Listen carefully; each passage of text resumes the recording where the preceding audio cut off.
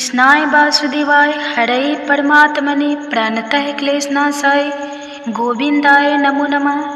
हरे कृष्णा। राधे राधे प्रिय भक्तजनों, आज आप सुनिएगा आश्विन मास के कृष्ण पक्ष में पड़ने वाले पंपा कुंसा एकादशी व्रत की कथा। तो आइए प्रेम से इस कथा की रसपान करते हैं। धर्मराज युधिष्ठिर ने विनम्र भाव से भगवान श्री कृष्ण से प्रश्न किया, हे जनार्दन, हे मधुसूदन, आप सब पापों का नाश करने वाले हैं, सब प्राणियों के हितकारी हैं। कृपया मुझे आश्विन मास के कृष्ण पक्ष की एकादशी का नाम, उसकी महिमा और उसकी कथा विस्तार पूर्वक सुनाइए। यह भी बताइए कि इस व्रत से मनुष्य को किस प्रकार का फल प्राप्त होता है। भगवान श्री कृष्ण ने हंसकर धर्मराज की ओर देखा और बोले, हे धर्मराज, तुमने बड़ा ही पवित्र और सब प्राणियों के हित का प्रश्न किया है। इस विषय को सुनने से मनुष्य के जीवन का कल्याण होता है, पापों का नाश होता है और मोक्ष की प्राप्ति होती है। सुनो, मैं तुम्हें इस व्रत की महिमा और कथा विस्तार से कहता हूँ। श्री कृष्ण बोले, आश्विन मास के कृष्ण पक्ष की एकादशी पंपा एकादशी कहलाती है। यह व्रत पापों को हरने वाला और परम पुण्यदायक है। इस व्रत के प्रभाव से मनुष्य सभी दुखों से मुक्त होकर परम पद को प्राप्त करता है। इसका नाम पंपा इसलिए पड़ा क्योंकि यह पंपा सरोवर से जुड़ा है। यह वही सरोवर है जो कृष्णकंधा क्षेत्र में स्थित है, जहाँ श्री रामचंद्र जी ने अपने वनवास के समय निवास किया था और सुग्रीव से मित्रता की थी। इस सरोवर की महिमा अपार है। यहाँ स्नान, दान और व्रत करने से मनुष्य पाप से मुक्त होता है और उसे अखंड पुण्य प्राप्त होता है। भगवान कृष्ण आगे बोले, हे धर्मराज, पंपा सरोवर के तट पर भगवान रामचंद्र जी ने सीता जी की खोज करते हुए तपस्या की थी। यह सरोवर पुण्यवती स्त्रियों के आंसुओं से बना था, जो अपने पतियों की रक्षा के लिए देवताओं से प्रार्थना कर रही थी। इसी स्थान पर महर्षि मतंग का आश्रम था। उनकी शिष्या सबरी ने वर्षों तक भगवान राम की प्रतीक्षा की और अतः रामचंद्र ने उसकी भक्ति को स्वीकार किया। इस पंपा सरोवर का दर्शन और यहाँ किया गया व्रत मनुष्य के सारे पाप हर लेता है। इसलिए जो लोग इस दिन उपवास करके भगवान विष्णु का स्मरण करते हैं, वे जन्म मृत्यु के बंधन से मुक्त होकर परम धाम को प्राप्त होते हैं। क्रोध पहलिया की कथा। अब भगवान कृष्ण धर्मराज की एक उपकथा सुनाते हैं। हे धर्मराज, अब तुम क्रोध बहेलिया की कथा सुनो। यह कथा इस व्रत की महिमा को प्रत्यक्ष सिद्ध करती है। प्राचीन समय की बात है, एक नगर में क्रोध नाम का एक बहेलिया रहता था। उसका स्वभाव बड़ा ही उग्र था। वह पशुओं और पक्षियों का वध करके अपनी जीविका चलाता था। हिंसा ही उसका धर्म था। उसके भीतर दया का अभाव था। लेकिन एक बार संयोग से वह एकादशी के दिन शिकार के लिए जंगल में निकला। बहुत देर तक शिकार हाथ नहीं लगा। भूख और प्यास से व्याकुल होकर वह एक वृक्ष के नीचे बैठ गया। संयोग से उस दिन पंपा एकादशी था। वह बहेलिया बिना जाने उपवास की स्थिति में रहा। रात में जब उसने कोई भोजन नहीं पाया तो वह उपवास ही रहा। प्रातः काल जब सूर्य उदय हुआ तो उसने पास के जलाशय में स्नान किया। स्नान करके उसने एक पीपल के वृक्ष की छाया में विश्राम किया। वहाँ साधुओं का समूह भगवान विष्णु का भजन कर रहा था। क्रोध बहेलिया भी उनकी ध्वनि सुनता रहा। उनका मन विचलित हुआ। अज्ञानवश किए गए इस उपवास और भगवान का स्मरण करने से उसके पाप धीरे धीरे नष्ट होने लगे। कुछ दिनों बाद जब उसकी मृत्यु हुई तो यमदूत उसे पकड़ने आए।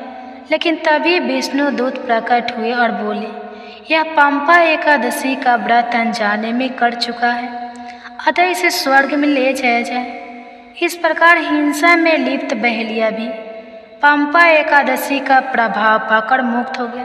तो सोचो, जो भक्त श्रद्धापूर्वक इस व्रत को करता है उसका कल्याण निश्चित ही होता है। यह सुनकर धर्मराज ने कहा, हे माधव, यह अद्भुत कथा है।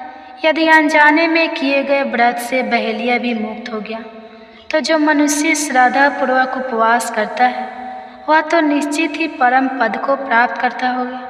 कृपया इस व्रत की विधि और विशेष फल भी बताइए। श्री कृष्ण बोले, हे धर्मराज, इस दिन प्रातः काल स्नान करके संकल्प लेकर भगवान विष्णु की पूजा करनी चाहिए। रात्रि को जागरण करके भजन कीर्तन करना चाहिए। अगले दिन द्वादशी को ब्राह्मण को भोजन कराकर स्वयं भी भोजन करना चाहिए। इस व्रत का पालन करने से 100 जन्मों के पाप नष्ट होते हैं, अकाल मृत्यु से रक्षा होती है, धन सुख और मोक्ष तीनों की प्राप्ति होती है। यह व्रत विशेषकर उन लोगों के लिए श्रेष्ठ है जो सांसारिक दुखों से मुक्त होना चाहता है। कृष्ण बोले, इस दिन भगवान विष्णु के साथ तुलसी जी की पूजा अवश्य करनी चाहिए। तुलसी के बिना भगवान का पूजन अधूरा माना गया है। तुलसी पत्र अर्पण करने से भगवान विष्णु प्रसन्न होकर भक्त को मोक्ष प्रदान करते हैं।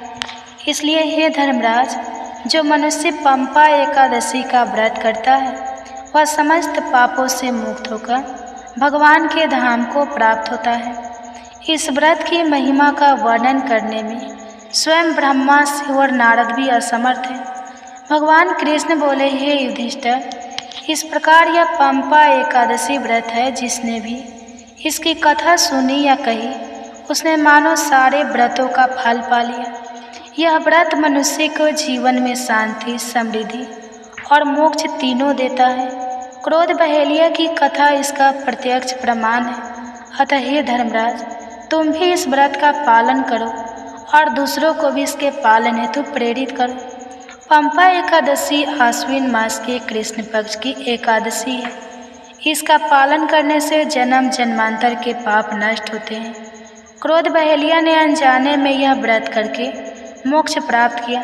श्राद्ध से किया गया व्रत मोक्ष और भागवत प्रसाद दोनों देता है। पंपा सरोवर का दर्शन और स्नान इस व्रत का पुण्य अनेक गुना बढ़ा देता है। एक बार एक राज्य में एक राजा रहा करता था। राजा बहुत ही बुद्धिमान और बलशाली था।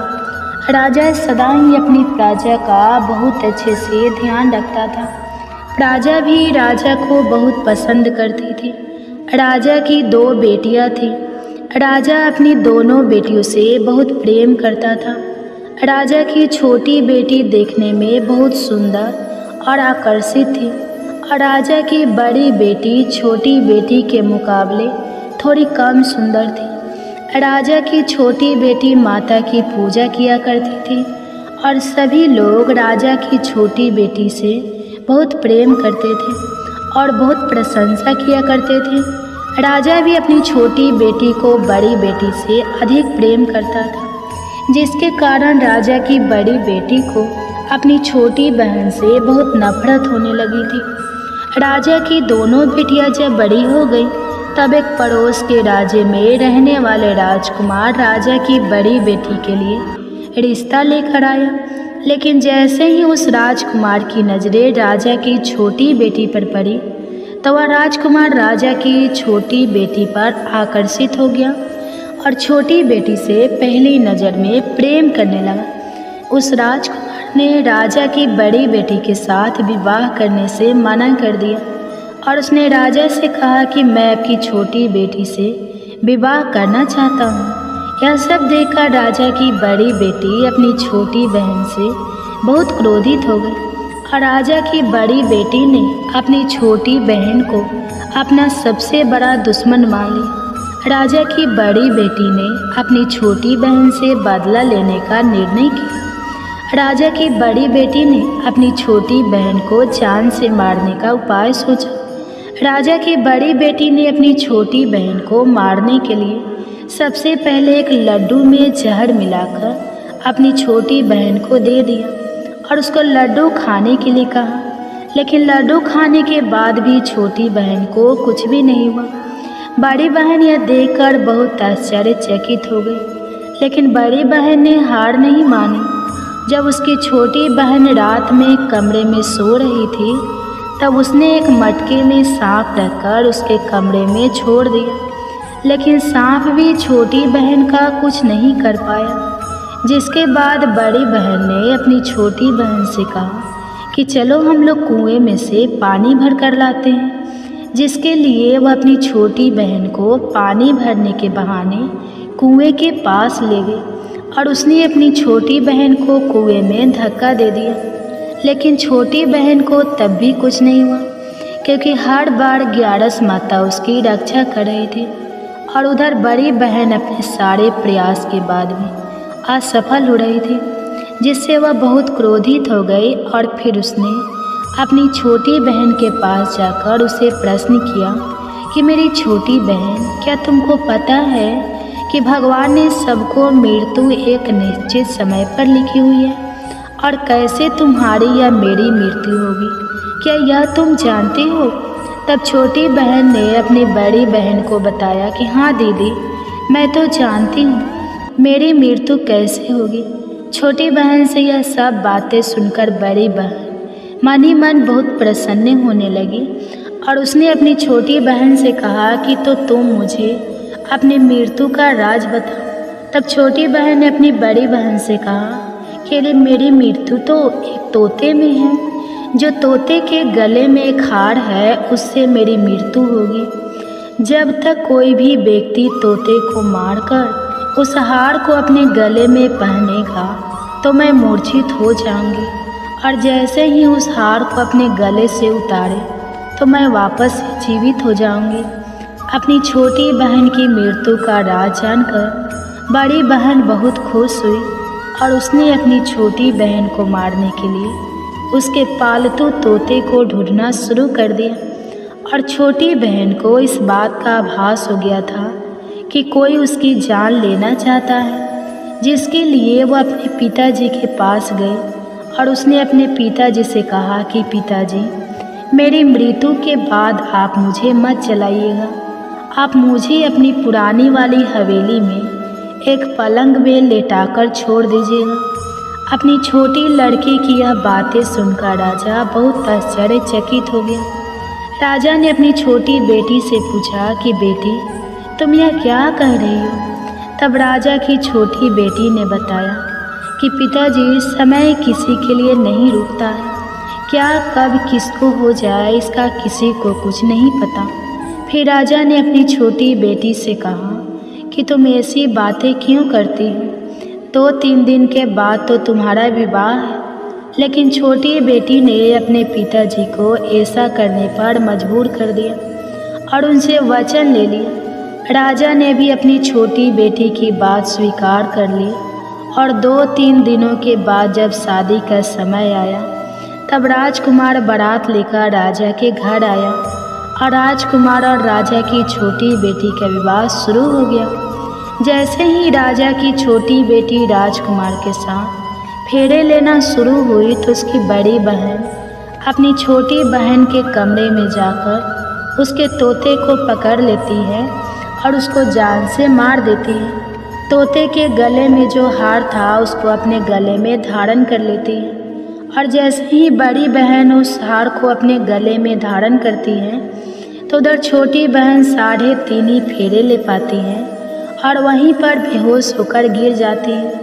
जिसके बाद राजा ने बड़े बड़े दार्द हकीमों को बुलाया और अपनी छोटी बेटी का इलाज करने के लिए कहा। राजा की बात सुनकर जब वैद्य ने छोटी बेटी को देखा तो राजा को बताया कि आपकी छोटी बेटी ना तो जीवित है और ना मरी हुई है। ऐसा मैं पहली बार देख रहा हूँ। राजा ने वैद्य और हाकिम को यह बात बाहर बताने से मना कर दिया और उनको कहा कि अगर तुमने यह बात किसी को बाहर बताई तो हम तुमको फांसी दे देंगे।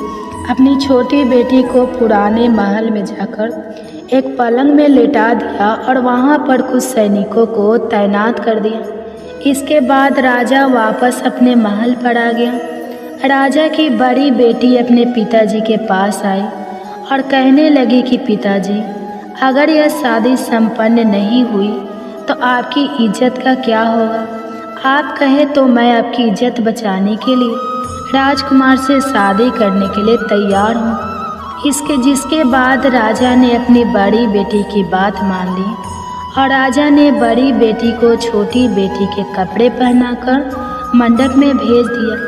लेकिन राजकुमार यह जान गया कि यह राजा की छोटी बेटी नहीं है बल्कि राजा की बड़ी बेटी है। लेकिन जब राजकुमार ने शादी करने से मना किया तो सभी लोगों ने राजकुमार को विवश करके राजा की बड़ी बेटी से बचे हुए फेरों को संपन्न करा दिया और विवाह संपन्न हुआ।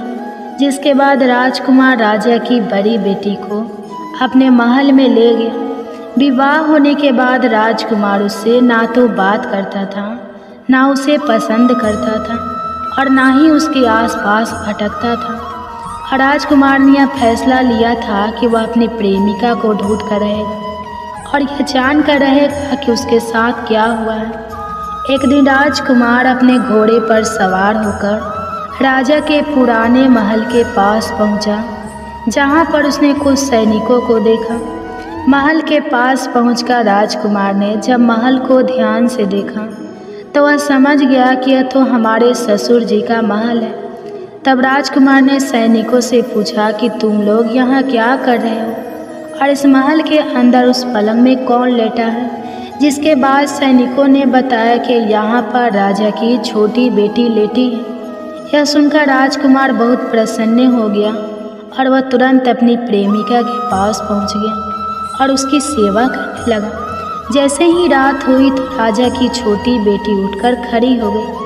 राजकुमार यह देखकर बहुत खुश हो गया और उसने अपनी प्रेमिका से पूछा कि तुम यहाँ क्या कर रही हो, तुम मेरे साथ चलो, घर चलो। राजा की छोटी बेटी ने राजकुमार को सारी बातें बता दी कि मेरी जान एक तोते में बसती थी और मैंने यह बात सिर्फ अपनी बड़ी बहन को बताई थी और मुझे पता है कि उसने ही मुझे मारने का प्रयास किया है। उसके पास एक हार है जिसको वह सुबह पहन लेती है और रात को उतार देती है।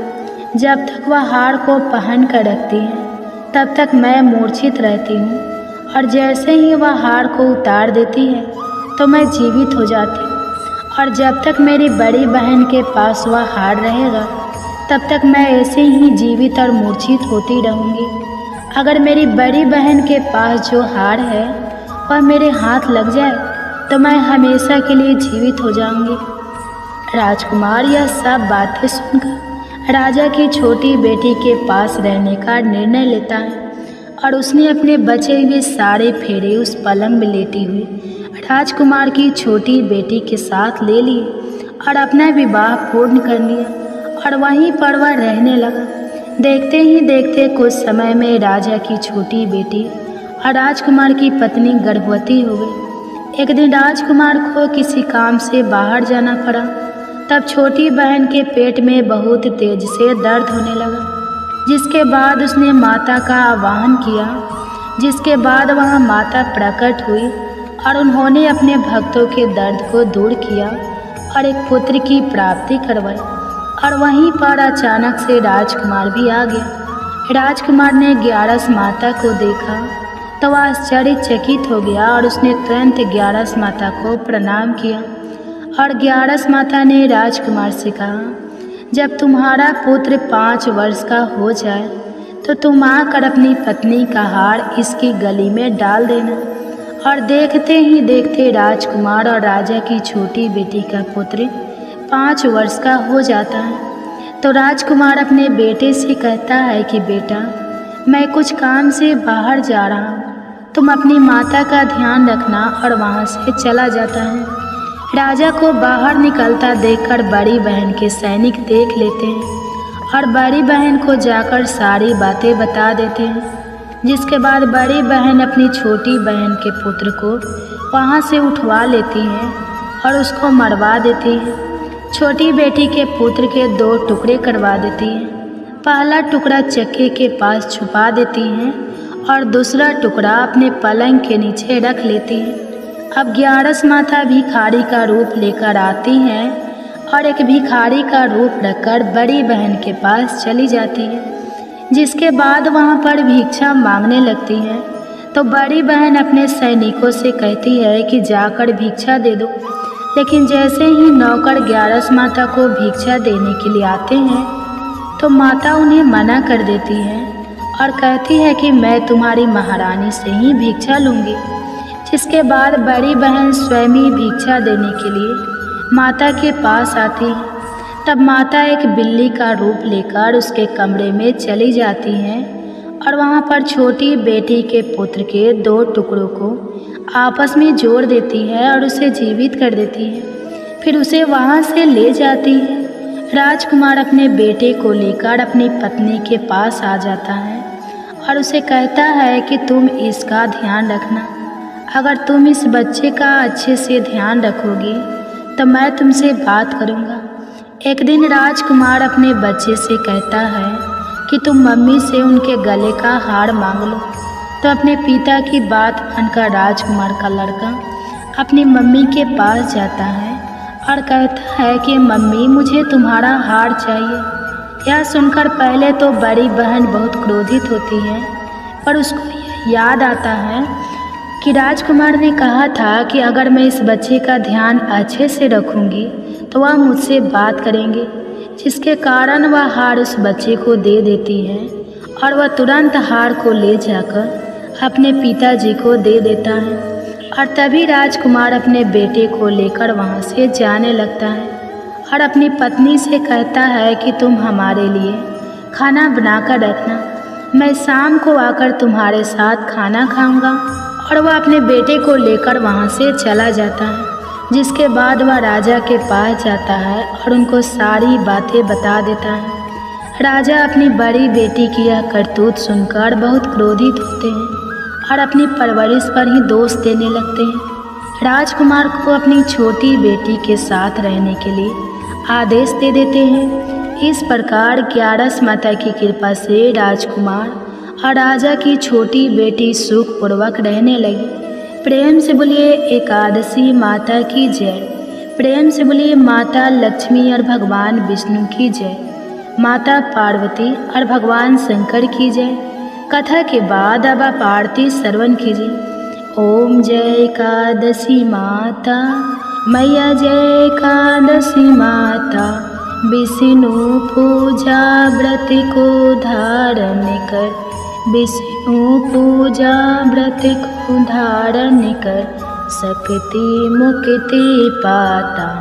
ओम जय एकादशी माता, तेरे नाम गिना देवी, भक्ति प्रदान करनी मैया, भक्ति प्रदान करनी, गण गौरव की देनी, गण गौरव की देनी, माता शास्त्र में वर्णी, माता शास्त्र में वर्णी। ओम जय एकादशी माता, मार्गशीर्ष की कृष्ण पक्ष की उत्पन्न विश्वरणी, जनमी मैया उत्पन्न विश्व तारे जनमी, शुक्ल पक्ष में हुई मोक्षदा, शुक्ल पक्ष में हुई मोक्षदा, मुक्ति दाता बन आई। ओम जय एकादशी माता, पौष की कृष्ण पक्ष की सफला नामक है, सफला नामक है, शुक्ल पक्ष में होए पुत्रदा, आनंद अधिक रहे। ओम जय एकादशी माता, नाम सटितिला, माघ मास में कृष्ण पक्ष आवे मैया, कृष्ण पक्ष आवे, शुक्ल पक्ष में जया कहावे, शुक्ल पक्ष जया कहावे, विजय सदा पावे।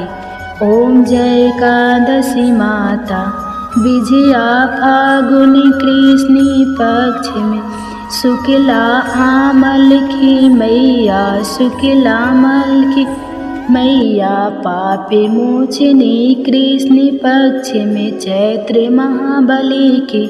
ओम जय एकादशी माता, चैत शुक्ल में नामे कमदा, धन देने वाली मैया, धन देने वाली मैया, नाम बरुथिनी कृष्ण पक्ष में, नाम बरुथिनी कृष्ण पक्ष में, बैसाखी माह वाली।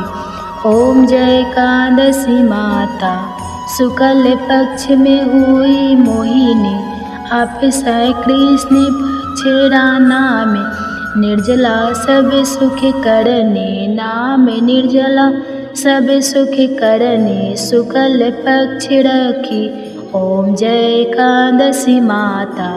योगिनी नाम आषाढ़ में जानो, कृष्ण पक्ष करनी देव सैनी नाम कहाओ, शुक्ल पक्ष धरनी ओम जय एकादशी माता।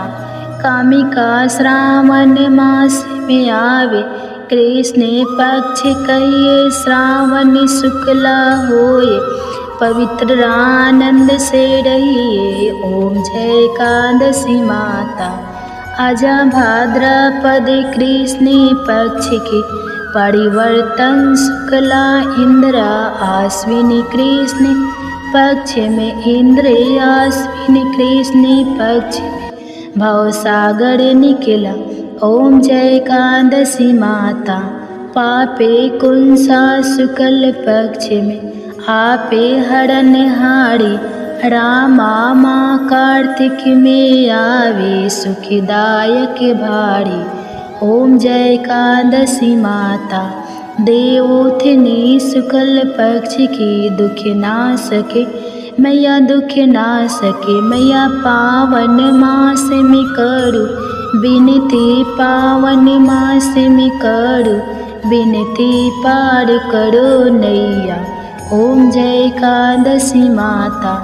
परमा कृष्ण पक्ष में होती जन मंगल करनी मैया, जन मंगल करनी मैया।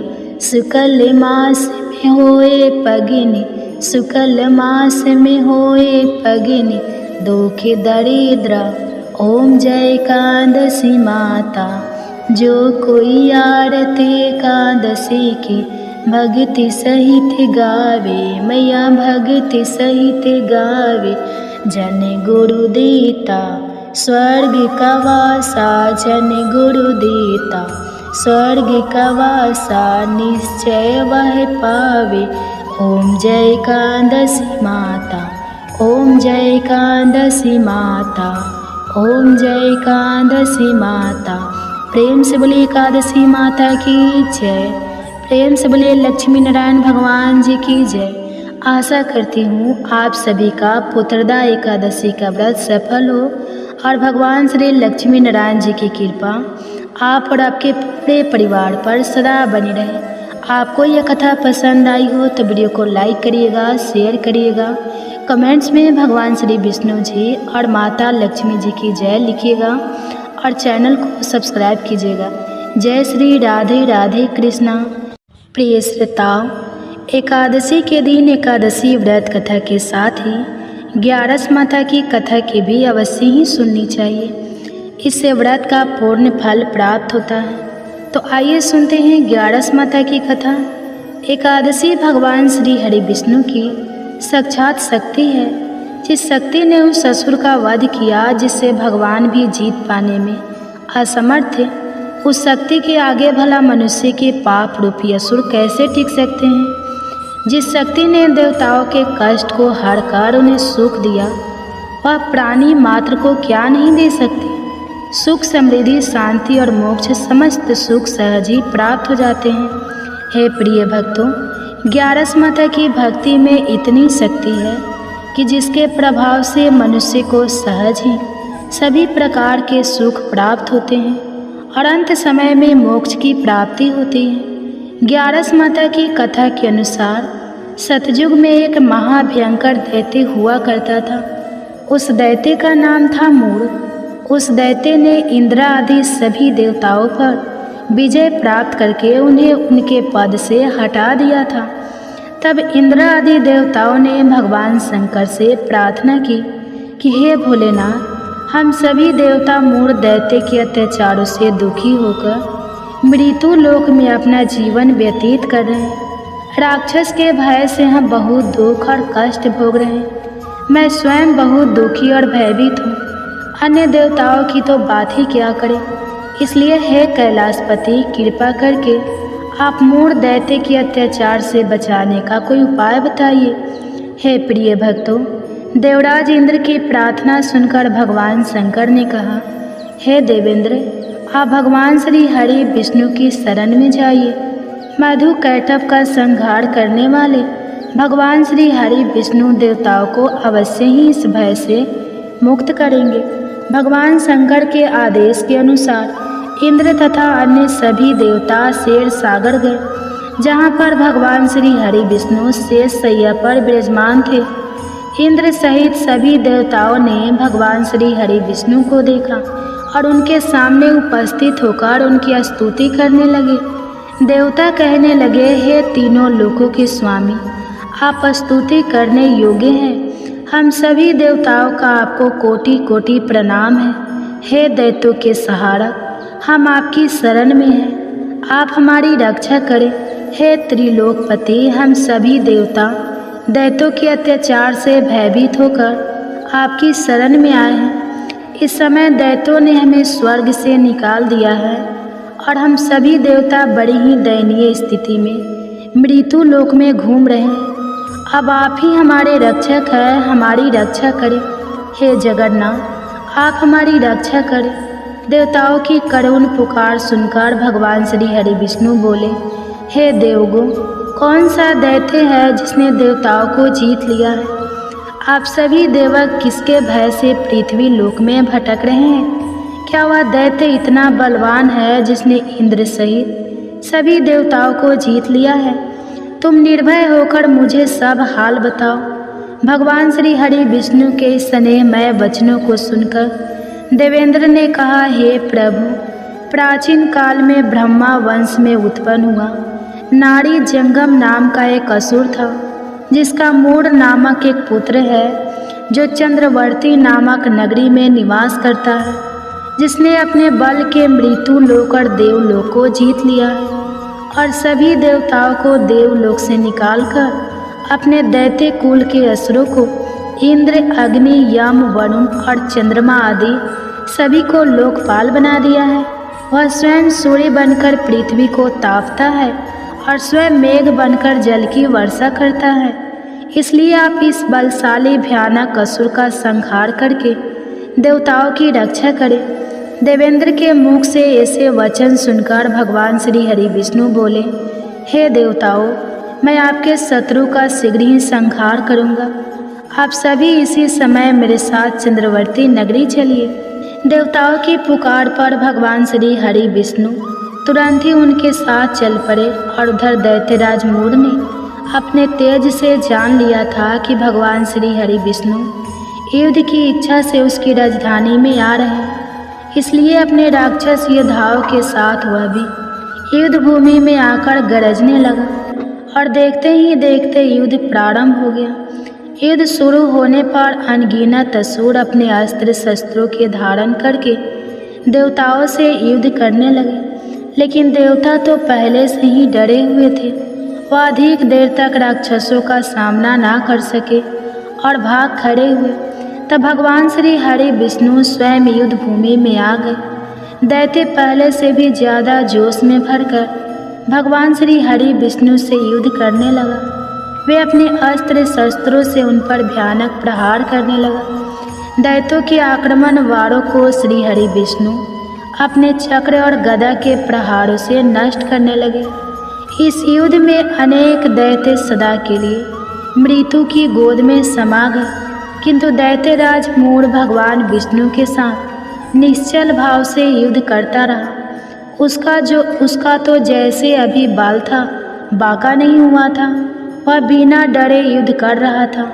भगवान विष्णु मूर्ख को मारने के लिए जिन जिन शास्त्रों का प्रयोग करते, वे सब उसके तेज से नष्ट होकर उस पर पुष्पों के समान गिरने लगते। अनेक अस्त्र शस्त्रों का प्रयोग करने पर भी भगवान श्री हरि विष्णु उसे जीत ना सके। तब वे आपस में मिल युद्ध करने लगे। भगवान श्री हरि विष्णु ससुर से देवताओं के लिए सहस्त्र वर्षों तक युद्ध करते रहे, किंतु उस असुर से जीत ना सके। अंत में भगवान विष्णु शांत होकर विश्राम करने की इच्छा से बद्रिका आश्रम स्थित 38 कोस लंबे एक द्वार वाली हेमवती नाम की एक गुफा में प्रवेश कर गए। उस गुफा में भगवान ने शयन किया। भगवान विष्णु के पीछे वह दैत्य भी चला गया। भगवान श्री हरि विष्णु को सोता हुआ देखकर वह दैत्य उन्हें मारने को तैयार हुआ। वह सोच रहा था कि आज तो मैं अपने चीर शत्रु को मारकर हमेशा हमेशा के लिए निशक्तंठ हो जाऊंगा, लेकिन उसकी यह इच्छा पूर्ण ना हो सकी, क्योंकि उसी समय भगवान श्री हरि विष्णु की देह से एक दिव्य वस्त्र धारण किए हुए एक अत्यंत मोहिनी देवी उत्पन्न और राक्षस को ललकार कर उससे युद्ध करने लगी। उस देवी को देखकर राक्षस को घोर आश्चर्य हुआ और वह सोचने लगा कि यह ऐसी दिव्य कन्या कहाँ से उत्पन्न हुई, और फिर वह असुर उस कन्या से लगातार युद्ध करता रहा। कुछ समय बीतने पर उस देवी ने क्रोध में आकर उस दैत्य के अस्त्र शस्त्रों के टुकड़े टुकड़े कर दिए। अब तो उस दैत्य को बड़ा ही क्रोध आया और वह सारी मर्यादाएं भंग करके उस देवी के मल्ल युद्ध करने लगा। उस तेजस्वी कन्या ने उसको धक्का मारकर मूर्छित कर दिया और उसकी मूर्छा टूटने से पूर्व ही उसका सिर काटकर धड़ से अलग कर दिया, और सिर कटते ही वह असुर पृथ्वी पर गिरकर मृत्यु को प्राप्त हुआ और बाकी बचे हुए असुर अपने राजा का ऐसा दुखद अंत देखकर भयभीत होकर पाताल लोक में भाग गए। भगवान श्री हरि विष्णु जब निद्रा से जागे तो उस असुर को मरा हुआ देखकर उन्हें घोर आश्चर्य हुआ और वे सोचने लगे कि इस महाबली को किसने मारा है। तब वह तेजस्वी कन्या श्री हरि से हाथ जोड़कर बोली, हे जगदीश्वर, यह असुर आपको मारने को तत्पर था, तब मैंने आपके शरीर से उत्पन्न होकर इस असुर का वध किया है। देवी की बात सुनकर भगवान श्री हरि विष्णु बोले कि तुमने इस असुर को मारा है, इसलिए हे देवी मैं तुमसे अत्यंत प्रसन्न हूँ। इसे मारकर तुमने तीनों लोकों को देवताओं के कष्ट को हरा है, इसलिए तुम अपनी इच्छा अनुसार वरदान मांग लो, मैं तुम्हारी प्रत्येक इच्छा को पूर्ण करूँगा। भगवान की बात सुनकर वह देवी बोली कि हे प्रभु, मुझे यह वरदान दीजिए कि जो भी मनुष्य या देव मेरा व्रत करे उसके सभी पाप नष्ट हो जाए और अंत में उसे स्वर्ग लोक की प्राप्ति हो। मेरे व्रत का आधा फल रात्रि को मिले और उसका आधा फल एक समय भोजन करने वाले को मिले। जो श्रद्धालु भक्ति पूर्वक मेरे व्रत को करे वह निश्चय ही वैकुंठ लोक को प्राप्त करे। जो मनुष्य मेरे व्रत में दिन तथा रात्रि को एक बार भोजन करे वह धन धान्य से भरपूर रहे। कृपा करके मुझे ऐसा वरदान दीजिए। भगवान श्री हरि विष्णु ने कहा, हे देवी, ऐसा ही होगा। मेरे और तुम्हारे भक्त एक ही होंगे और अंत में संसार में प्रसिद्धि को प्राप्त होकर मेरे लोक को प्राप्त करेंगे। हे कल्याणी, तुम एकादशी को पैदा हुई हो, इसलिए तुम्हारा नाम भी एकादशी हुआ, तथा जो मनुष्य इस दिन व्रत करेंगे उनके समस्त पापों समूल नष्ट हो जाएंगे। तुम मेरे लिए अब तीज, अष्टमी, नवमी और 14 से भी अधिक प्रिय हो। तुम्हारे व्रत का फल सभी तीर्थों के फल से भी महान होगा। यह मेरा अष्टांग का कथन है।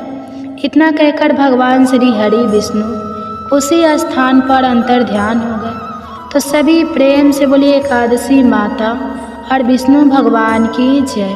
हे प्रिय भक्ते, तो आइए अब सभी मनोकामनाओं को पूर्ण करने वाली तुलसी माता की बड़ी ही पावन कथा को सुनते हैं। एक बार एक गांव में एक बुजुर्ग महिला रहा करती थी।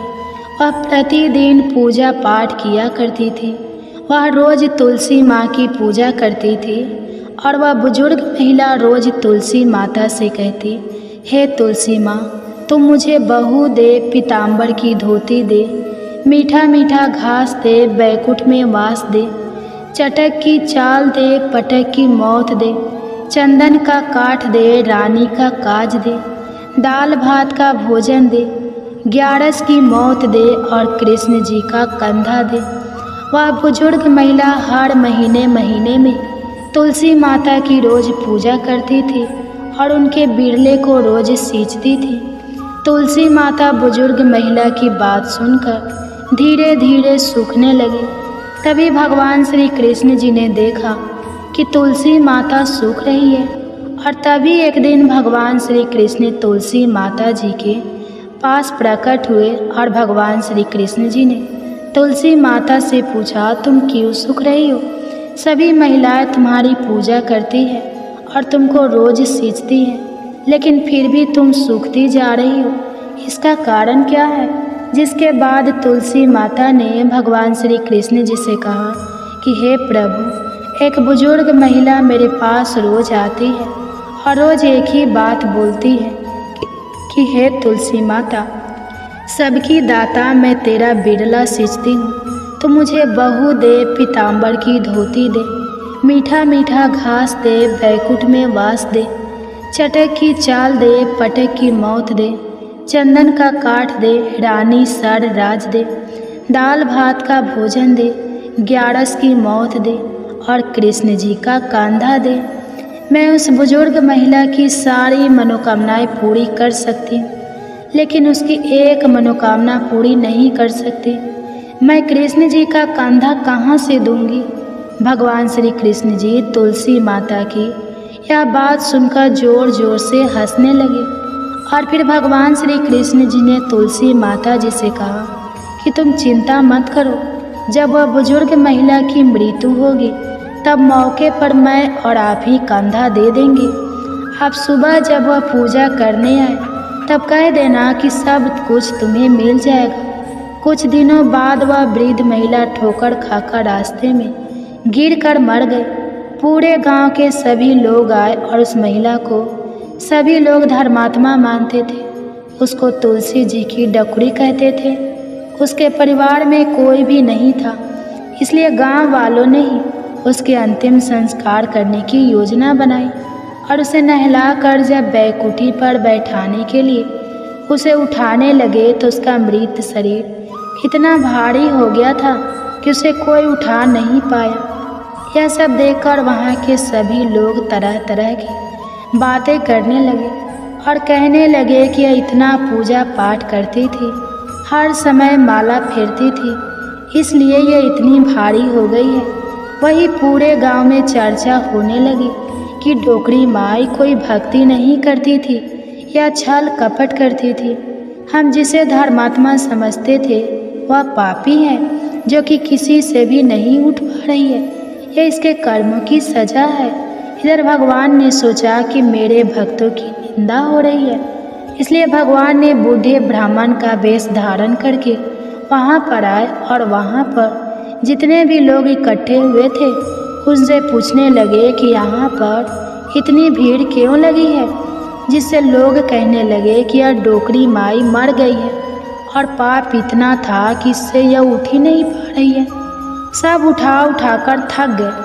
तब ब्राह्मण जी ने कहा कि मुझे एक बार डोकरी के कानों में कहने दो, फिर वह देखो कैसे उठती है। तो सभी लोगों ने कहा कि आप भी प्रयास करके देख लीजिए।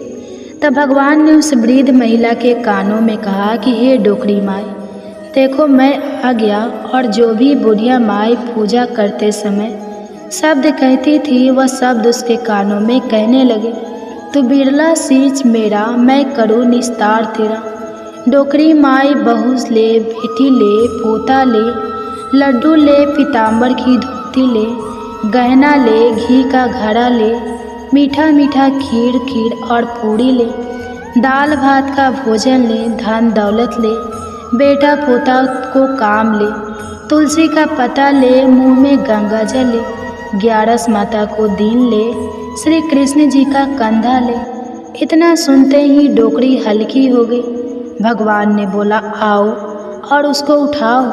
भगवान ने हाथ लगाया और डोकरी उठ गई। सबको बड़ा ही आश्चर्य हुआ। उसे खूब धूमधाम से ले जाया गया।